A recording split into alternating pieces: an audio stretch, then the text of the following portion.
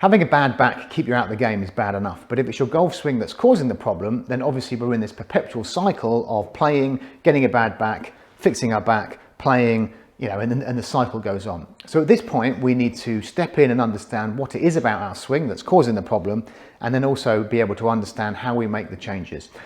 So in this video, I'm going to take you through 4 of the key movements in the swing that cause a bad back, and also give you the drills to be able to move better, so you can go on and play golf in a way which is pain-free, and we might even get you moving more efficiently and hitting the ball better at the same time. So first of all, we should understand the nature of injuries in the golf swing. They say that golf injuries are 7 years in the making.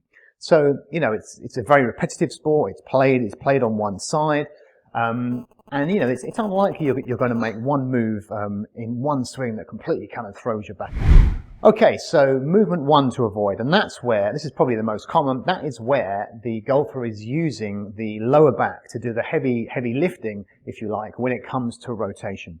So in the swing, obviously there's lots of rotation, and that rotation needs to come from the hips, and the rotation of the spine comes from the thoracic spine, the upper part of your spine, where your rib cage is, if you like. And if we're either very immobile in one of those 2 areas, so hips or thoracic spine, or we just haven't learned the right pattern, then we tend to use our lower back to do most of the twisting, and again, eventually, that's going to cause problems. The lower back is not meant for rotating.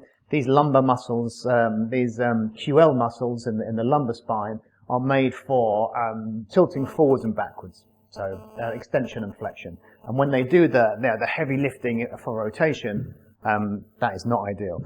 So you will recognize this pattern in your swing if, when you turn, the knees kind of turn a lot with you. You'll feel the turning kind of comes from this middle section.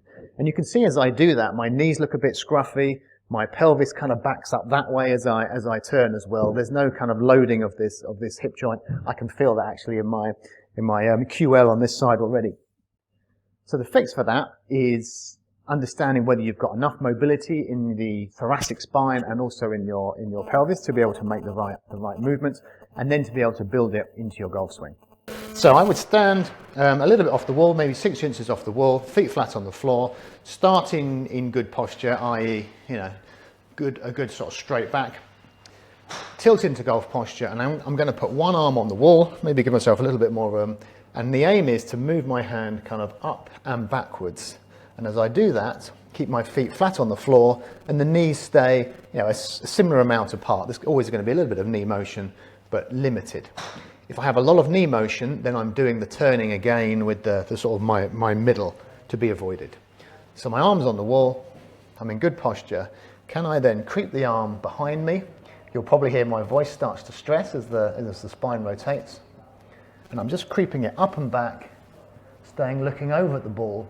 And you should feel the tension and the stress through potentially your lats or your shoulder blades or some of those muscles in the upper back. Now I'm just creeping it further and further.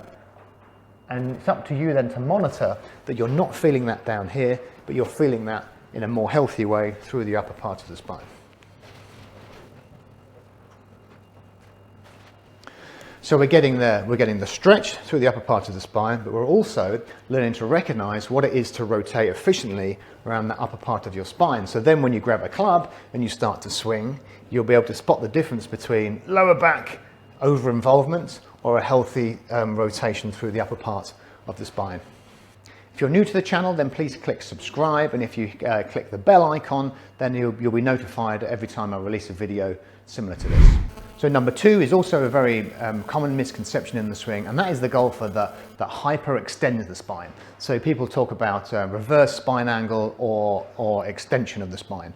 So we start tilted over in the swing, and as I rotate, there is an element of sort of leaning the spine backwards, but a healthy rotation looks like this.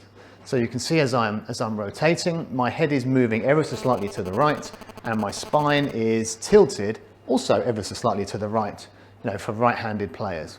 If a golfer is trying to really turn as much as they can and they haven't quite understood or have not been coached how to rotate properly, then we often get this extended motion. Now, When I say extended, my back is extended and lifting upwards. So my chest now is pointing upwards, and you can see the arch here in my lower back. That is not good for your lower back, and also not good for your ball striking, because as you recover that in the downswing, that's often leading to an over-the-top kind of casty movement as well. That golfer is normally one who, I think at a high handicap level, just trying to rotate too much, and normally the better player who is in that situation is trying to make a big turn but also stay too centered.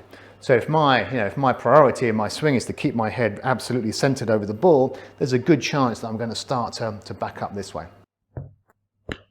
Here's a really good drill that was shown to me by my good friend Dr. Mark Bull, and I know it's used by golf athletes around the world. It's a really instinctive way to learn to move efficiently and safely in the swing. So you take a ball, palms either side, turn the thumbs underneath and put the ball on your chest. And the aim is to be able to rotate the ball around you in a way that keeps the ball on a horizontal plane. Now, as I do that, what is evident to me there is the full extent to the journey of the ball as it kind of works all the way around me and to the right. Whereas if I'm not rotating especially well and I'm extending the spine, the ball tends to sort of go upwards, and it definitely doesn't get around and behind me. Now, as I do this, because I'm sort of rotating the ball around me, my hip is responding by moving backwards and out of the way. So we are now starting to engage the hip rotation and the spine rotation from the upper part of the back.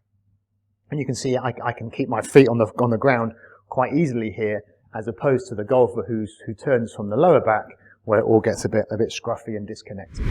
Okay, number 3 and 4 are going to be down and through swing issues. So, the first two are backswing issues, but probably the point where your body is under most stress is going to be in the through swing. That club is a very heavy weight when it's swung at speed, and after the ball, of course, it is up to us to be able to slow that down and absorb those forces. Okay, so problem swing number 3 is the through swing. When we're trying to slow the club down, the body needs to be in a safe and strong position.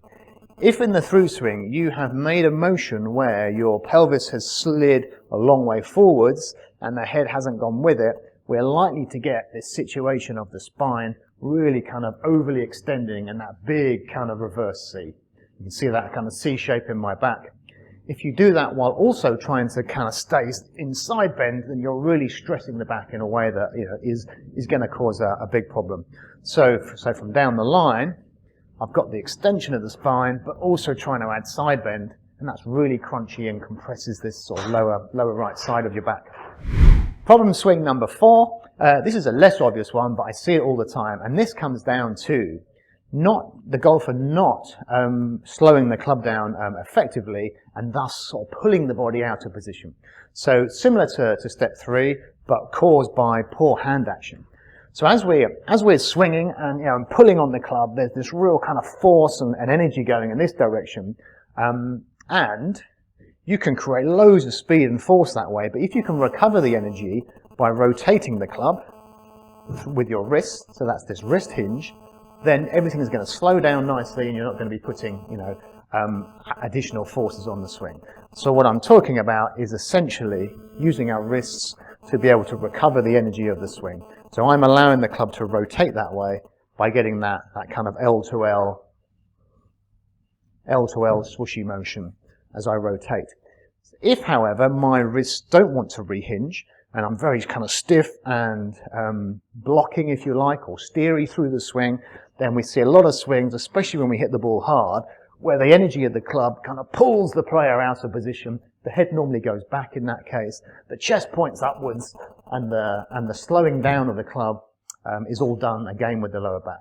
So in that case, there's a really simple drill for that, which is to be able to hit some shots with your feet together, looser in your grip, and be able to feel how that wrist motion creates a lot of speed, but then also slows the club down efficiently without kind of pulling you. You can actually get so good at that drill where you can hit balls standing on one leg, and it's very noticeable how the club slows down through the wrist action, because you can stay, incredibly stable on one leg, either leg, and generate quite a lot of speed actually. You can hit the ball a long way standing on one leg, but not if you grip too tightly, kind of fuse the wrist together and sort of push it along. That's inevitably going to create bad balance in the swing and put more pressure on your spine. So there we are, four key movement patterns that cause back issues in the swing, and I hope you can identify with one of those and it helps you go on and play pain-free for many years to come. If you've enjoyed the video and you found it useful, please click the like button, maybe share it with a friend, and if you're new to the channel, please click subscribe and you'll be able to see more and more content like this.